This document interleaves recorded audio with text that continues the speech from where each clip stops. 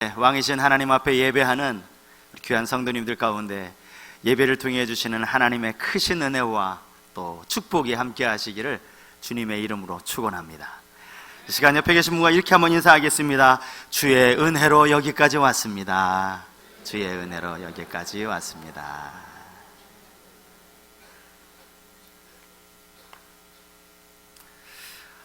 처음 예수를 믿어 이제 막 그리스도인이 된 사람은 영적으로는 어린아이와 같다라고 할 수 있습니다. 사망에서 생명으로 다시 태어났고 죄 가운데서 하나님의 자녀로 거듭난 그리스도인이 되었기 때문입니다. 하지만 믿음은 여기에서 끝나는 것이 아니라는 사실도 우리는 잘 알고 있습니다. 하나님의 자녀로 거듭났으면 이제 잘하는 일이 남아있기 때문이죠. 엄마 뱃속에서 약 10달을 기다리다가 세상에 태어난 아기는 그 자체로 완전한 인격체라고 할 수 있습니다. 그렇지만 거기에서 끝나는 것이 아니지 않습니까? 아기는 계속해서 자라가야 합니다. 어느 정도 시간이 지나면 아기가 뒤집기도 해야 하고요, 조금 더 지나면 기어다니고 좀 더 크면 서서 걸어 다닐 수도 있어야 한다는 것이죠. 물론 아기가 조금 늦을 수도 있습니다. 개월수가 되었는데도 아직 뒤집지 못할 수도 있고요, 걷지 못할 수도 있습니다. 하지만 그렇다고 해서 그 아이는 아직 완전한 인간이 되지 못했다라고 말하는 사람은 한 사람도 없을 것입니다. 비록 아직은 걷지 못하고 아직은 서지 못함에도 그 아이는 이미 이 땅에 태어나면서부터 완전한 인격체요, 하나님의 형상이 그 안에 담겨 있는 완전한 인간이라고 할 수 있기 때문이죠. 시간이 지남에 따라 아기가 조금씩 자라는 것이 필요하듯이 우리가 처음으로 신앙을 갖게 되면 이제 우리도 영적으로 자라가는 것이 필요합니다. 어린 아이의 일을 버리고 장성한 사람이 되어야 하는 것이죠. 그리고 영적으로 어린 아이가 계속해서 자라기 위해서 우리에게 필요한 것, 그것은 바로 영의 양식인 성경입니다. 우리는 성경을 끊임없이 읽고 영의 양식을 먹어야 합니다. 요한복음 1장을 읽어놓고 무슨 그렇게 정확하게 이야기를 하느냐 하실 수 있는데, 여러분, 성경 66권 중에서 영적인 어린 아기가 자라감에 있어서 가장 적절한 책을 꼽는다면 그것이 바로 요한복음이기 때문입니다.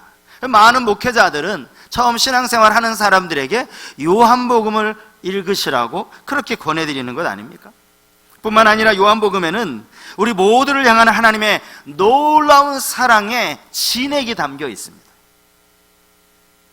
신구약 성경 전체에 대한 요약이라고 할 수 있는 성경 구절, 여러분 다 알고 계시죠? 요한복음 3장 16절 말씀. 이 말씀은 우리가 복음을 전할 때에 꼭 필요한, 빠져서는 안 되는 복음의 엑기스를 담고 있는 그런 말씀입니다. 다 우리 교회 정도면 이미 다 암송을 하고 계시는 성경 구절이니까 요한복음 3장 16절을 한번 우리 암송을 한번 해보실까요? 하나님이 세상을 이처럼 사랑하사 독생자를 주셨으니 이는 그를 믿는 자마다 멸망하지 않고 영생을 얻게 하려 하심이라. 이처럼 사랑하시는 하나님의 사랑, 하나님의 아들 예수 그리스도를 믿는 자, 영생의 선물을 주시는 이 놀라운 사랑이 바로 요한복음 안에 담겨 있다라는 겁니다. 또한 요한복음은 예수 그리스도가 하나님의 아들이심을 증거하기 위하여 기록된 책이라고 할 수 있습니다. 요한복음 20장 31절 말씀에 보면 사도 요한이 이 복음서를 기록한 목적에 대해서 이렇게 설명하고 있습니다. 20장 31절 말씀에 오직 이것을 기록함은 너희로 예수께서 하나님의 아들 그리스도이심을 믿게 하려 하며 또 너희로 믿고 그 이름을 힘입어 생명을 얻게 하려 함이니라. 예수께서 하나님의 아들로서 이 세상에 오신 메시아이시며 그 예수를 믿음으로써 생명을 얻도록 하는 이 놀라운 진리를 담고 있는 것이 바로 요한복음이라는 거예요. 그러므로 우리는 이 복음서를 통해서 예수 그리스도에 대한 아주 분명한 진리를 다시 한번 확인할 수 있습니다. 요한복음은요, 다른 세 개의 복음서와는 조금 다른 구조로 되어져 있습니다. 1장만 보더라도 우리는 그것을 분명히 알 수 있죠.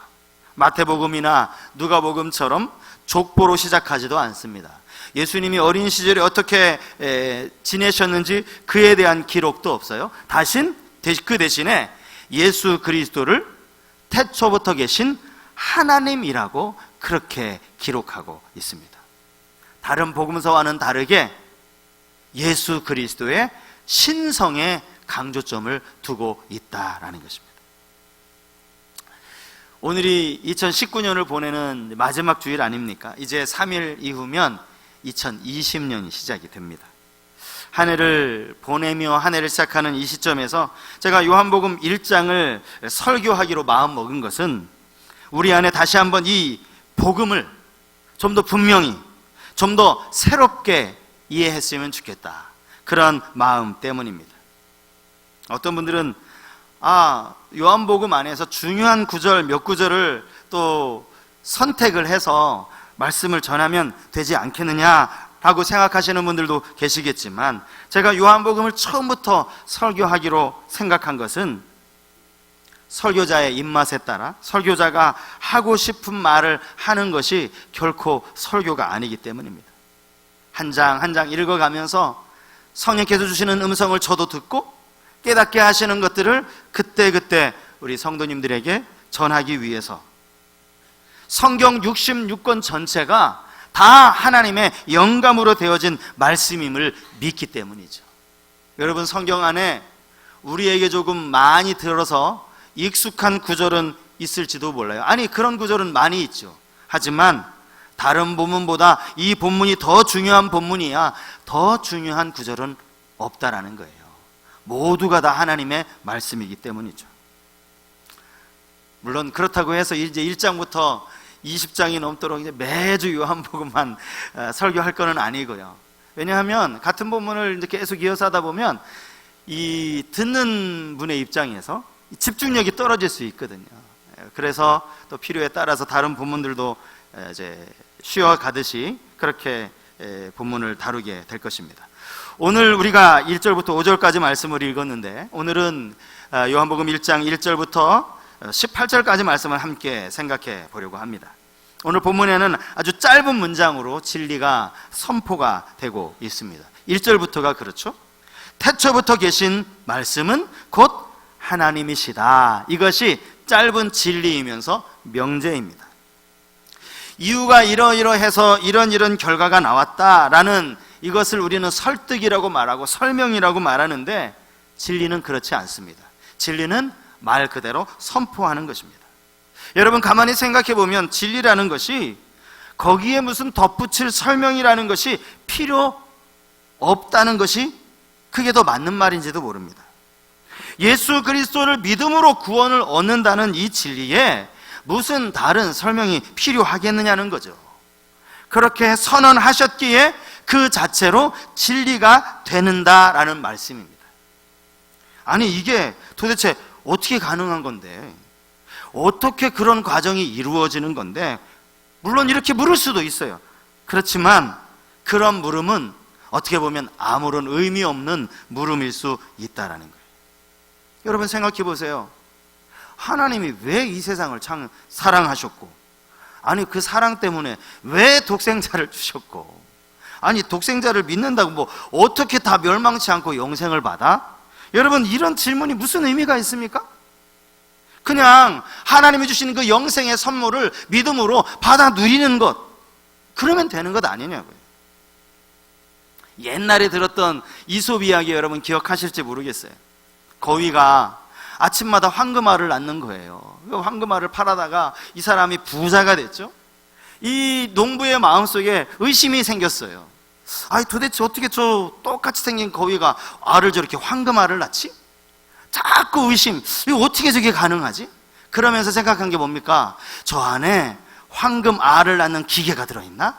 아니면 거위 이 뱃속에 더 큰 황금알이 들어있나? 이왕이면 큰 황금알을 얻어야 되겠다라는 생각으로 배 갈랐잖아요.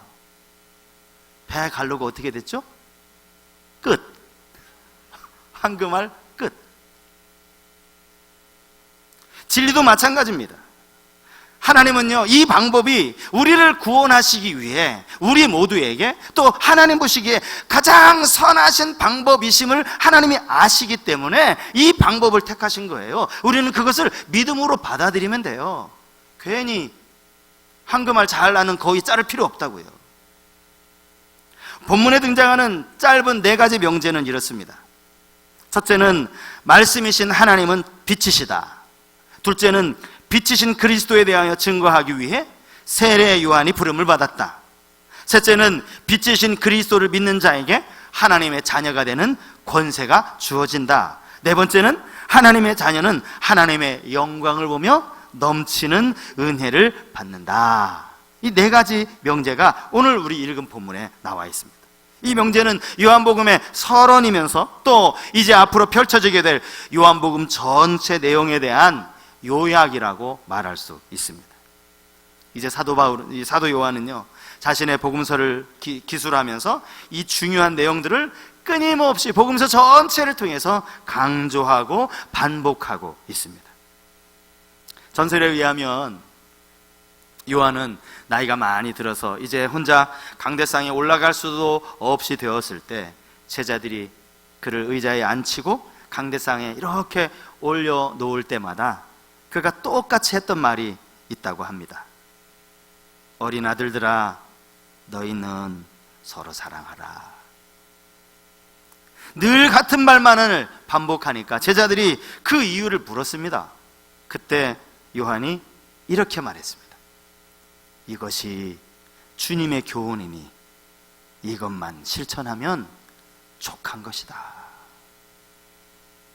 본문에 같은 내용이 반복되어 나온다면 아마도 그것은 사도 요한의 그 강조가 반복 속에 드러나 있다라고 생각을 하시면 될 것입니다. 첫 번째 명제부터 한번 생각해 보겠습니다. 말씀이신 하나님은 빛이시다라는 것이죠. 그리스도는 이 땅에 참 빛으로 오셨습니다. 본문에서 말하는 이 빛의 역할이 무엇입니까? 어두움을 밝히는 역할이 빛의 역할입니다. 빛과 어두움은 공존할 수 없기 때문이죠. 여러분, 어리석은 질문 하나 드릴까요? 빛이 더 강하겠습니까? 어둠이 더 강하겠습니까? 당연히 빛이 더 강합니다.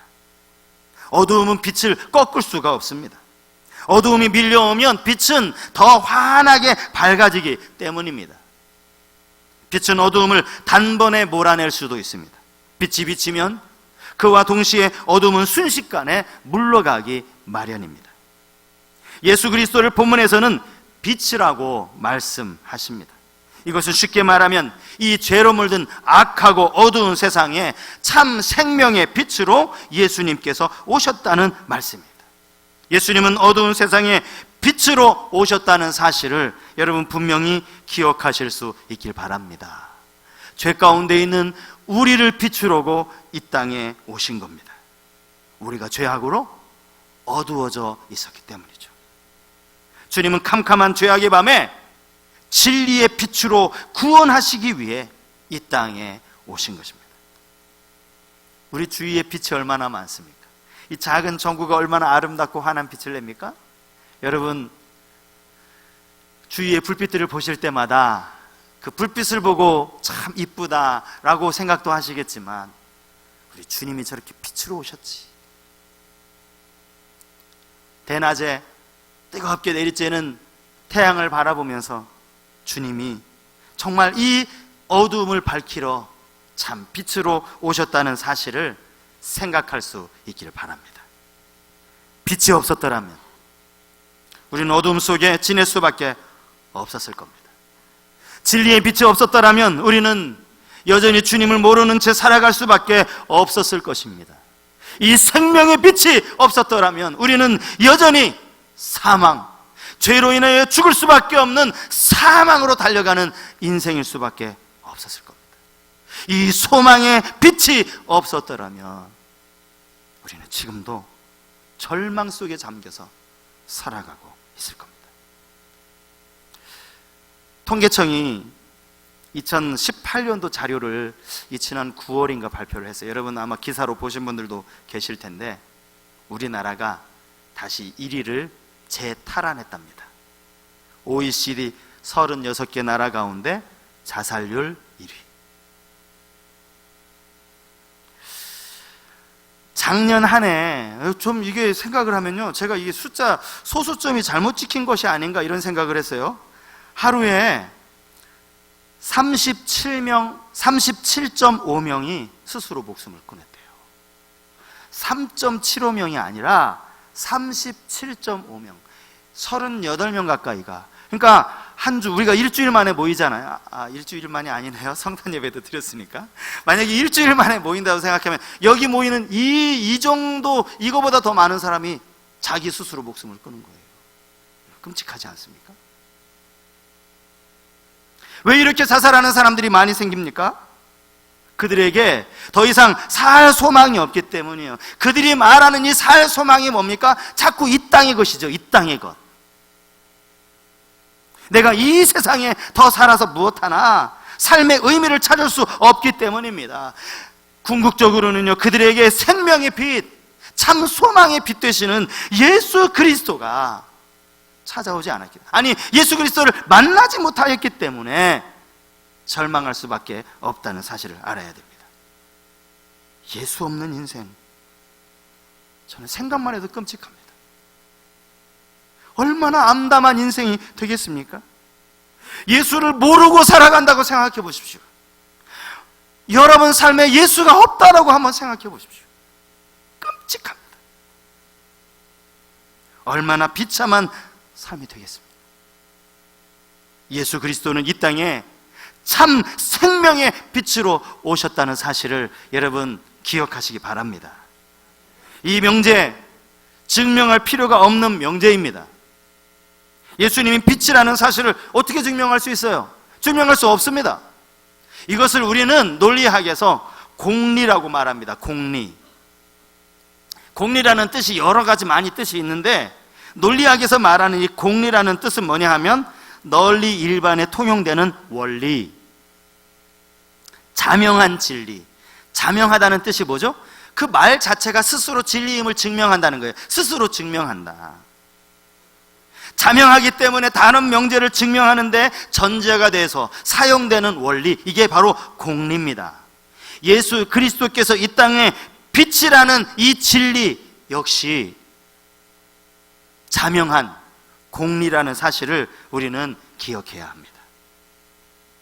두 번째로, 이 빛을 증거하기 위해서 세례 요한이 부름을 받았다는 것이죠. 세례 요한은 예수 그리스도를 증거하기 위해 아주 귀하게 쓰임을 받은 사람입니다. 여러분, 그가 언제 태어났죠? 예수님이 태어나시기 연말연시라 여러분 많이 피곤하시군요. 6개월 전에 태어났습니다. 그는 주님이 오시는 길을 예비했던 사람입니다. 많은 사람들에게 회개의 세례를 전했던 그런 사람이기도 합니다. 주 예수 그리스도를 믿도록 인도한 사람. 그는 어쩌면 태양이 떠오르기 전에 맨 마지막에 떠오르는 별, 샛별과도 같은 사람이라고 할 수 있습니다. 태양이 떠오르고 나면 금방 그 빛을 잃고 마는 샛별 말입니다. 이제 곧 태양이 떠오른다는 사실을 알리는 샛별처럼 그는 보내심을 받은 자로 그렇게 살았습니다.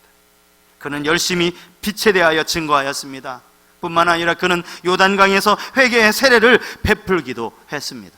비록 그의 인생이 너무나 비참하게 허무하게 끝이 났지만, 그러나 예수님은 그를 가리켜서 마태복음 11장 11절에 보면 여자가 낳은 자 중에 가장 큰 자라고 그렇게 말씀을 하십니다.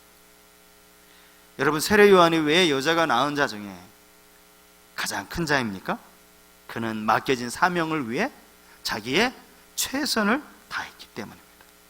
그가 이 땅에 살아가는 목적이 바로 예수 그리스도를 증거하는 것이었기 때문에 그는 자기 스스로를 광야에 외치는 자의 소리라고 지난번에 말씀드리지 않았습니까? 그렇게 증거했던 사람입니다. 그는 상당히 당시 영향력이 있던 사람이었어요. 얼마나 많은 사람들이 요단강에 세례를 받으러 왔는지 모릅니다. 그럼에도 불구하고 그는 오직 예수 그리스도를 증거했던 사람입니다. 그를 따르는 제자들도 많았습니다. 심지어 사람들은 세례 요한이 엘리야인가 라고 말하는 사람들도 있었습니다. 그럼에도 불구하고 그는 그의 일생에 아주 유명한 말을 하죠. 그는 흥하여야 하겠고 나는 쇠하여야 하리라. 여러분, 이 말씀이 세례 요한이 한 말이 맞는데 누구한테 한 말인지 아세요? 자기 제자들에게 한 말이에요. 여전히 자기를 따르고 있는 제자들이 세례 요한에게 이렇게 이야기하죠. 당신이 가르치던 자가 저쪽에서 세례를 전하니까 다 사람들이 저쪽으로 갑니다. 우리 어떻게 합니까? 라고 질문했을 때 세례 요한이 한 말이에요. 이 말이 뭡니까? 너희들도 가라는 거죠. 더 이상 나를 따르지 말고 너희들도 가라는 거예요. 그는 흥하여야 하겠고 나는 쇠하여야 할 것이다. 그것이 무엇이든지 간에 자기에게 맡겨진 사명에 최선을 다하는 사람들의 모습은 참으로 아름다운 모습입니다. 게다가 그 사명이 하나님께서 부여하신 사명이라면 그 사람은 참으로 귀한 사명자라고 말할 수 있습니다. 우리 모두가 세례 요한과 같이 맡겨진 사명에 최선을 다하는 사명자들이 되시기를 축복합니다. 우리 모두가 이 땅에서 받은 사명이 무엇입니까? 예수 그리스도를 믿는 자들이라면 남녀노소 할 것 없이 우리 모두에게 주신 사명 말이에요. 그건 바로 전도하는 사명입니다. 땅끝까지 이르러 복음의 증인이 되는 겁니다. 모든 민족으로 제자를 삼는 것입니다. 이 귀한 사명, 하나님 앞에 성실하게 잘 감당하는 우리 모두가 될 수 있기를 바랍니다. 세 번째 명제는 믿는 자에게 하나님의 자녀가 되는 권세를 주셨다는 명제입니다. 빛에 대하여 증거하는 그 증거에 사람들의 반응은 좀 다르게 나왔습니다. 빛이 어두움에 비침에 어두움이 깨닫지 못하더라. 깨닫지 못하는 사람들도 있었다는 거죠. 아니, 깨닫지 못하는 정도가 아닙니다. 그 빛을 부인하는 사람들도 있었습니다. 그 빛을 십자가에 못 박은 사람들도 있었습니다. 제가 성경을 읽을 때마다 참 안타깝게 여겨지는 구절 하나가 있습니다. 예수님이 십자가에 달리시기까지 예수님을 끝까지 비난하고 조롱하고 비웃고 침뱉던 사람들이 예수님이 십자가에 돌아가시고 나니까 그들의 말이 달라지는 거예요. 마태복음 27장 54절 말씀입니다. 백부장과 및 함께 예수를 지키던 자들이 지진과 그 일어난 일들을 보고 심히 두려워하여 이르되 이는 진실로 하나님의 아들이었도다 하더라. 여러분, 이게 얼마나 의미 없는 겁니다. 자기들이 예수님 죽여놓고 이제 와서 깨달은 거예요. 땅을 치면서 아마 후회했을지도 모릅니다. 얼마나 안타깝습니까? 조금만 더 일찍 깨닫지. 예수님 3년 동안이나 그렇게 말씀하시고 다니셨는데, 믿음 생활을 하면서, 교회 생활을 하면서도 이런 깨달음은 참 중요합니다. 무엇이 진정으로 주님이 기뻐하시는 믿음인지, 어떻게 살아가는 것이 정말 성경이 말씀하고 있는 신자로서의 삶인지, 여러분 성경을 읽을 때마다 깨닫는 은혜가 있기를 축복합니다. 빛에 대하여 깨닫지 못하는 사람들만 있었던 것은 아니죠. 그 가운데 그 이름을 믿는 자들이 있었습니다. 믿음으로 그들은 하나님 자녀의 권세를 누리게 되었다는 겁니다. 하나님의 자녀가 되는 것, 이것을 성경은 권세라고 말합니다. 다른 번역 성경을 보면 특권이라고 말합니다. 여러분, 우리 모두가 하나님의 자녀라는 사실을 믿으십니까? 여러분, 이게 얼마나 놀라운 특권인지 몰라요. 빛이신 예수 그리스도, 생명이신 예수 그리스도를 믿을 때에 이루어진 결과입니다. 세상을 살아가면서 우리가 하나님의 자녀라는 이 분명한 사실을 잊지 말고 살아가실 수 있길 바랍니다. 네 번째 마지막 명제가 무엇입니까? 하나님의 자녀는 하나님의 영광을 보며 넘치는 은혜를 받게 된다는 그런 명제입니다. 여기서 하나님의 영광을 본다는 것은 하나님의 자녀로서 당연히 누리게 되는 권세를 의미합니다. 본문 16절 말씀을 우리 한번 같이 다시 한번 읽었으면 좋겠는데요. 16절 말씀 같이 한번 읽겠습니다.